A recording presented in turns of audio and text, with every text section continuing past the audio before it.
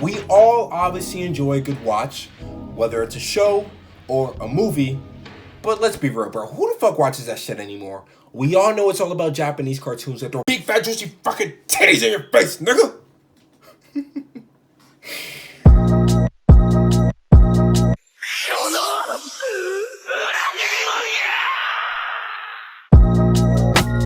You know, there's very few anime and manga out there that capture that feeling. Like, if you know what I'm talking about, it's that feeling where you appreciate an anime so much that it just kind of stays with you forever, being that it's just a masterpiece within itself. In short, it's simply just fucking peak. Like, I'm kind of dragging the shit. Now I think it would be a good time to give some examples of peak. Number one, we got Gojo beating the absolute dog shit out of a poor black man. Because we all know Gojo is racist. Let's keep it real here. I mean, just look at how badly he's fucking him up, bro. There's no way that's not racially motivated. Racist or not, though, that shit is peak. Second on the list, I've only read 3 chapters, but that doesn't matter because Berserk is absolute peak. But we don't talk about the anime around here, though. It's complete dog shit. I wasn't allowed to use this One Punch Man footage, so I kind of just pixelated it, and, yeah. Next entry on the list, we have Genos getting demolished by Saitama. He's like, bro, can you please take this shit more serious? And before he can finish his sentence, Saitama pulls up unfazed and goes, "This lil ah robot dead ash heel." He continues to destroy Genos. And what's this? He's smoking all Genos' pack! Genos just can't believe it, okay? He's just destroyed the entire fucking Grand Canyon, and now he's doing this goofy ass walk. The pivoting point in all this, though, is the reveal that happens when Genos turns back around and finds out with the audience that the anime isn't named One Punch Man for no reason. And it's just, it's peak.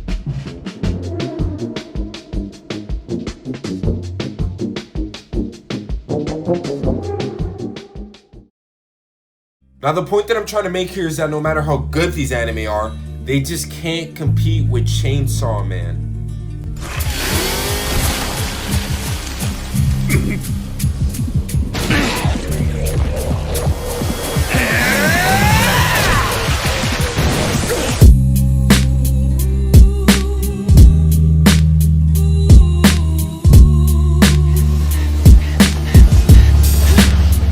Right off the bat, you can tell how cinematic this anime is, man. Ryu Nakayama, the director of the anime, obviously has a lot of love for old cinema, and he capitalizes on that by utilizing that inspiration.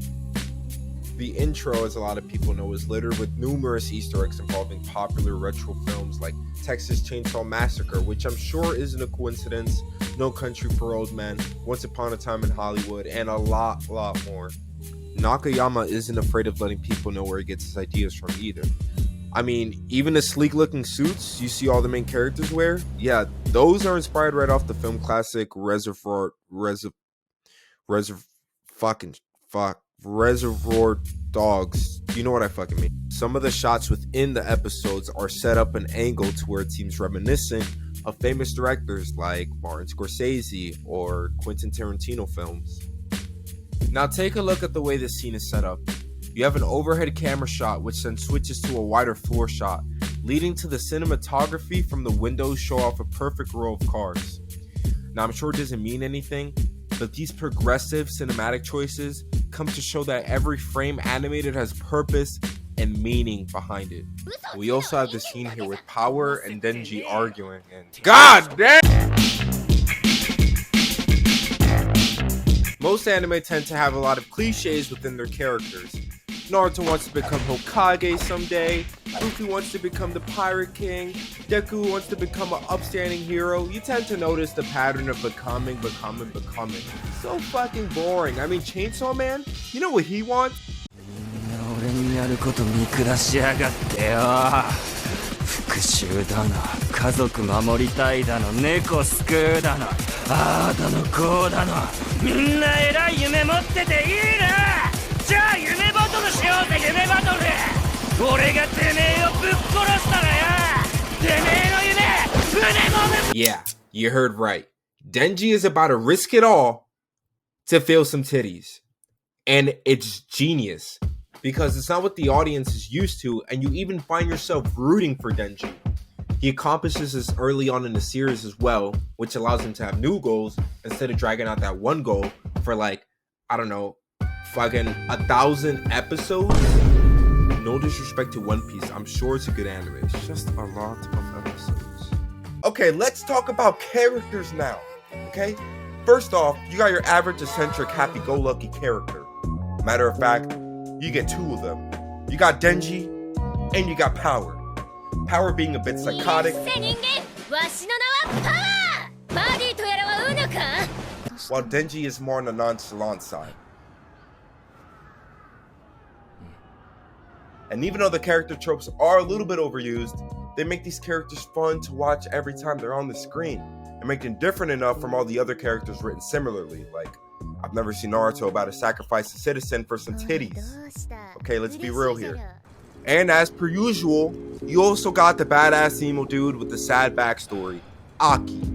Now, of course, it's very common in anime to have this sort of character, and I'm sure some people might not like Aki for that reason, while other people love him for that exact reason. I'm other people.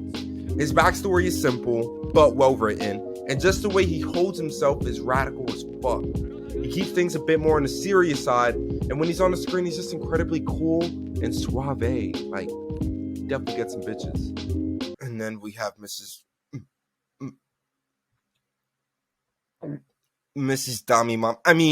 Makima. Alright, no more cringe shit. Makima. 君、名前はデンジ君はこれから She's a character who holds the role of being a sort of teacher and caregiver to the main three characters.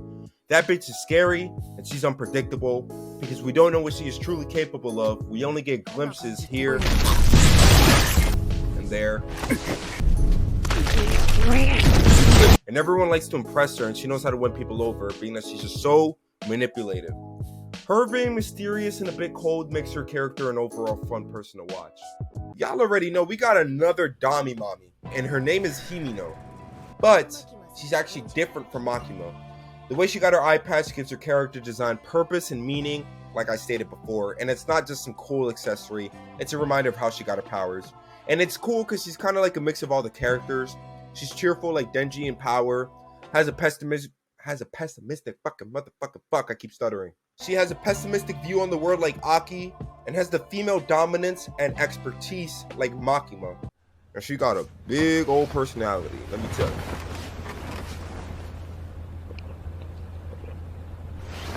And finally, we have Kobe. I know what you are! Sum her up, her character consists of always being scared and in hysterics. And it seems as if she's a driving force to make some of the demons have more weight in terms of being horrifying and showing how an average real person would act. Despite this though, we see that she isn't just a deadweight character, and later on, we actually find out that she's pretty fucking cool herself.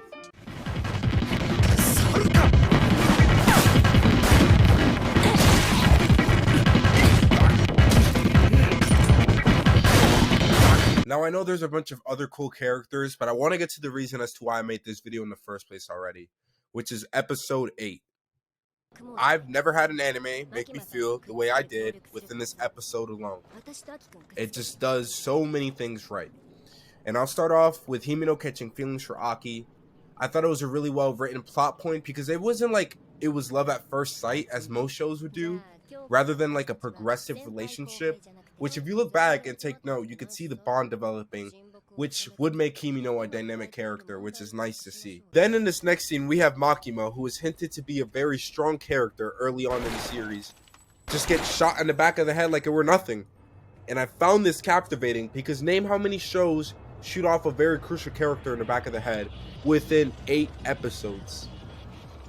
After that, it cuts off to these guys eating ramen as if nothing happened, and we see a guy who isn't very fond of the group. Then it's like an oh shit moment because we realize that this is the son of the guy Denji killed in the beginning of the series, and oh shit, the protagonist gets shot in the fucking head. Now to clap back, Aki pulls out his Con Devil, which we know is quite powerful from the earlier episodes.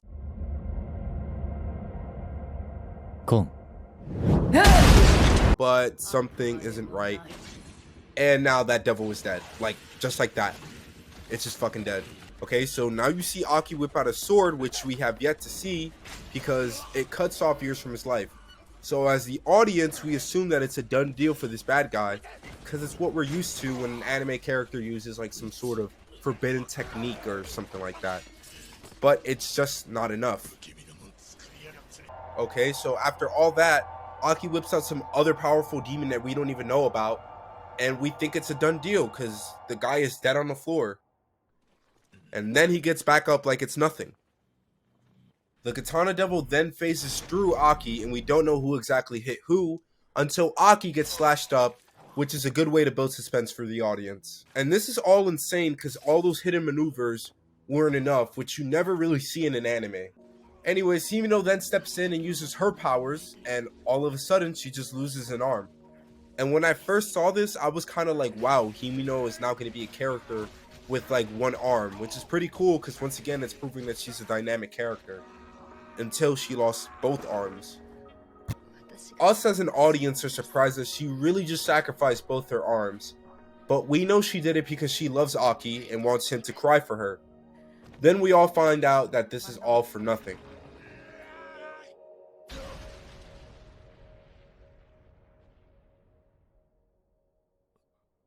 A moment of silence then passes by so the viewers could digest what just happened.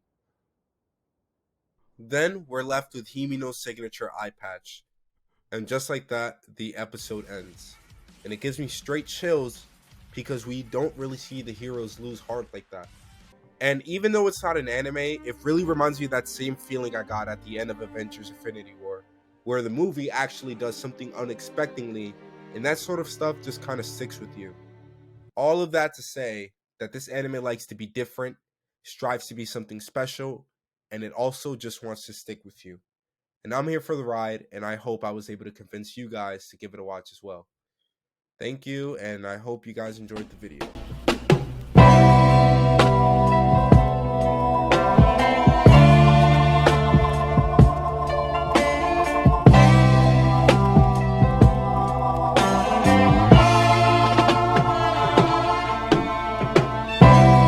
It seems as if the fuck.